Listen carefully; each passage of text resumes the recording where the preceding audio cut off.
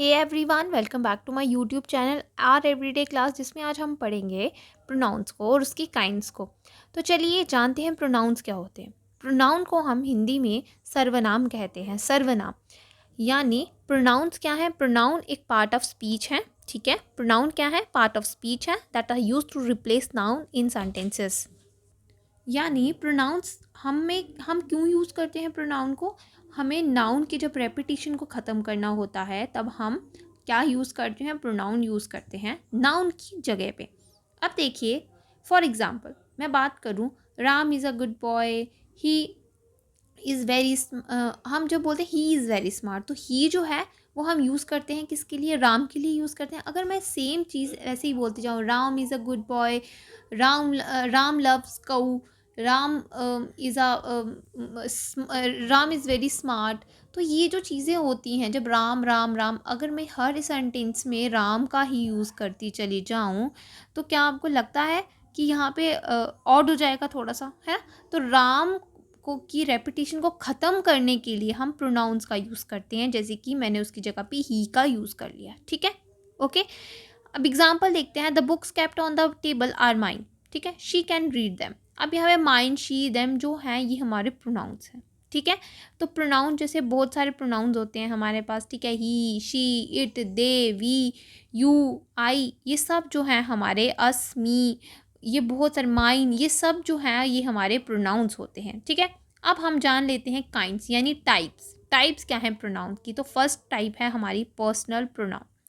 देखिए, इसकी जो प्रोनाउन की टाइप्स हैं वो मैं आपको बता दूं तो वो क्या है। पहली है हमारी पर्सनल प्रोनाउन, दूसरी है हमारी possessive pronoun, third is demonstrative, then interrogative, reflexive and emphatic pronoun, indefinite pronoun, reciprocal pronoun, distributive pronoun, relative pronoun. यहाँ पे 9 आपको प्रोनाउंस मिलेंगे।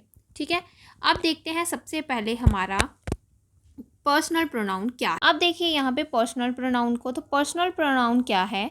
Personal pronoun are those pronouns which replace nouns. ठीक है, ये भी सिंपल अपनी डेफिनेशन की तरह ही जा रहा है कि जो रिप्लेस करता है नाउन को।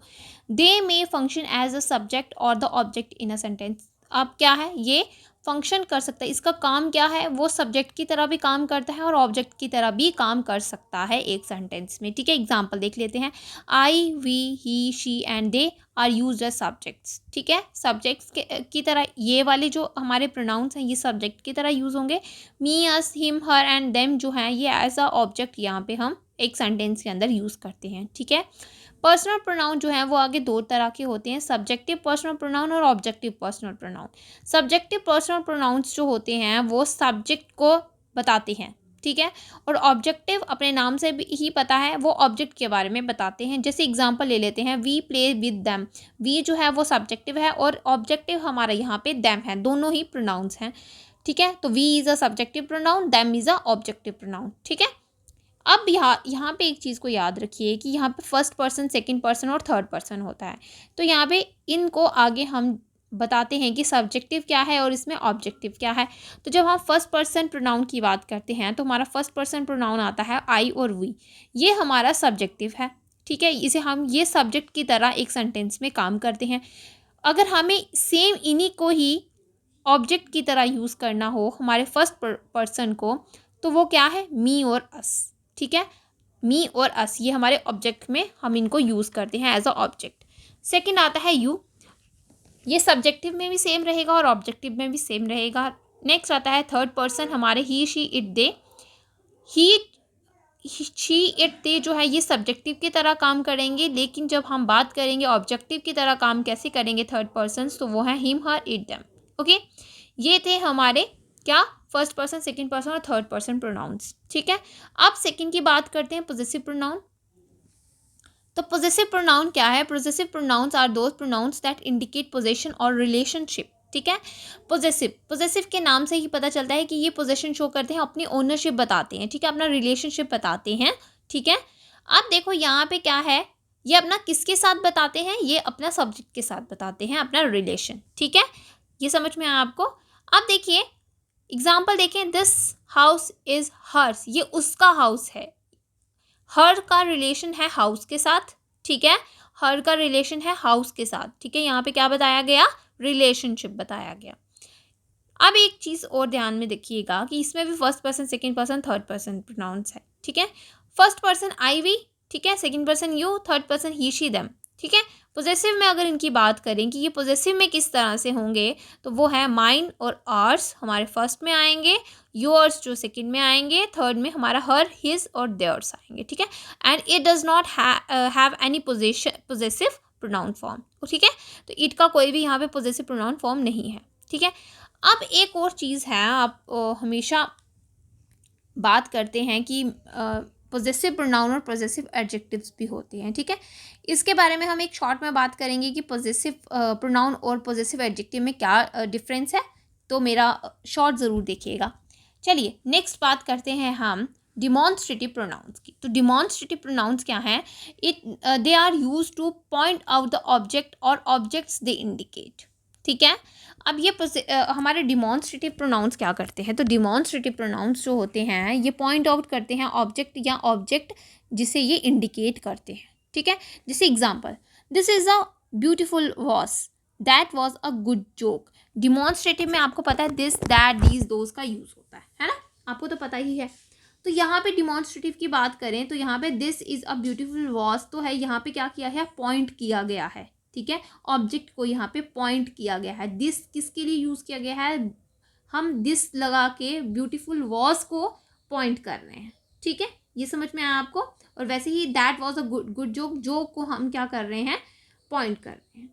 नेक्स्ट है फोर्थ, इंटरोगेटिव प्रोनाउंस। तो ये प्रोनाउंस जो है वो क्वेश्चन पूछने के लिए यूज़ किए जाते हैं, जैसे what is your name, which is your bag.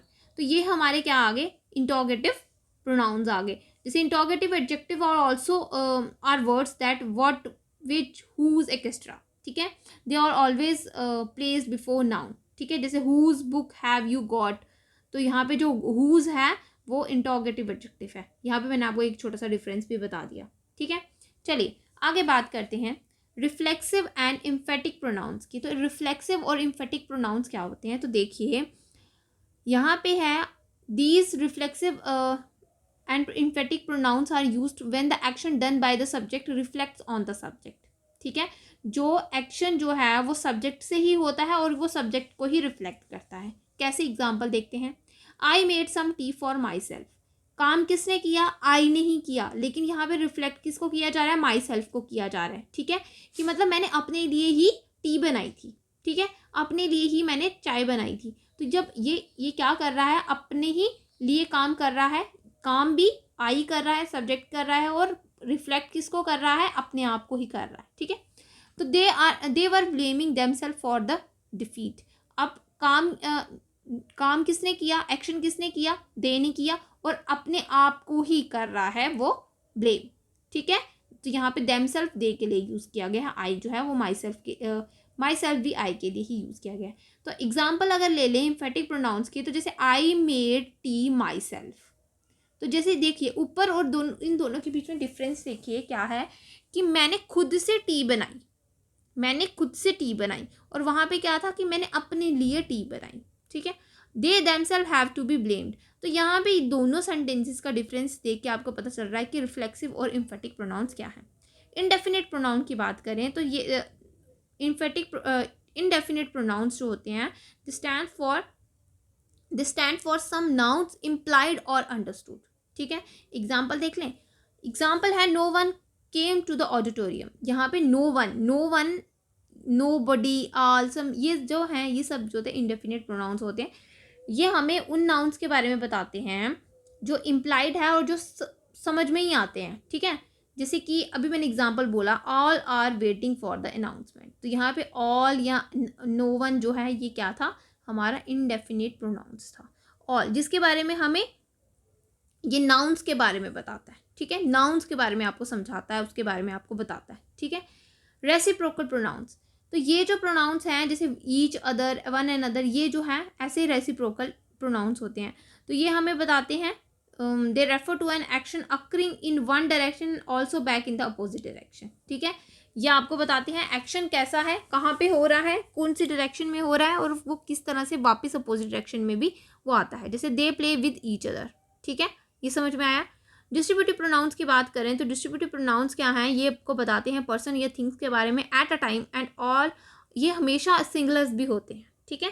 ये आपको पर्सन और थिंग्स के बारे में बताते हैं एक ही वक्त पे, लेकिन ये सिंगुलर ही होते हैं, ठीक है। Example, either of you can come with me, जैसे neither of the girl is tired, तो ये हमारे क्या है, डिस्ट्रीब्यूटिव प्रोनाउन। रिलेटिव प्रोनाउंस की बात करें तो रिलेटिव प्रोनाउंस जो होते हैं ये कुछ इन्फॉर्मेशन ऐड करते हैं आपको नाउन के बारे में, जिसके जो नाउन ऑलरेडी मेंशन किया गया होता है सेंटेंस के अंदर, और ये जॉइन, दो स्टेटमेंट्स को जॉइन करने के लिए भी यूज़ किए जाते हैं। ये इन वर्ड्स में जैसे आ जाता है हु, हुम, हुज, विच, दैट, तो ये हमारे क्या आते हैं, रिलेटिव प्रोनाउन। तो यही थे आज की हमारी काइंड्स और ये था हमारा प्रोनाउन। आज के लिए बस इतना ही, कल मिलेंगे नई वीडियो के साथ, तब तक के लिए thank you and bye bye.